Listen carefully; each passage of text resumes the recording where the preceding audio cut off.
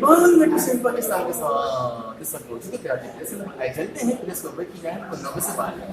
ये है कि जो अक़लियतों का मसाइल और जो उनका एजेंडा है आमतौर पर आमतौर पर बैकग्राउंड में चला जाता है। इंतखाबात होने वाले हैं, असम्बलियों की मुद्दत ख़त्म हो रही है। हम तमाम स्टेक होल्डर्स और ख़ास तौर पर सियासी जमातों की तवज्जो दिलाना चाहते हैं कि दीगर ग्रोहों की तरह अक़लियतें they are very much there, उनके इशूज़ हैं और इंतखाबात में आने से पहले अपने मंशूर में और दीगर सियासी सरगर्मियों में अक़लियतों के मसाइल को याद रखें, क्योंकि हम आपके पक्के और मुकम्मल वोटर हैं, चाहे किसी भी सियासी जमात से हों।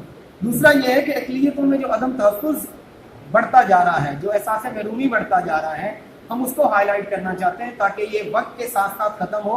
और हम वादे कर देना चाहते हैं कि मेजॉरिटी हमारे पास बड़ी पॉजिटिव है, लेकिन ये जो मुल्की पर अनासर हैं, इनका खात्मा, इनका तदारक रियासती कानून साजी और रियासती इंतजामी इक़दाम से बहुत ज़रूरी है। बच्चों को मजबूर किया जाता है इस काम के लिए, उनको मजहब के नाम पे बात करके उनको मजहब तब्दीली करवाया जाता है और उनके साथ शादियाँ की जाती हैं छोटी उम्र में, तो ये गलत है। ऐसा नजर बच्चों के साथ ऐसे नहीं करना चाहिए, क्योंकि वरना बालिग होकर उनको इतनी समझ नहीं होती। और हुकूमत सिंध की तरफ से भी ये है कि जब तक बच्चियों की 18 साल की उम्र में शादी जरूरी है। उम्दा में पकाएं और जी भर के खाएं।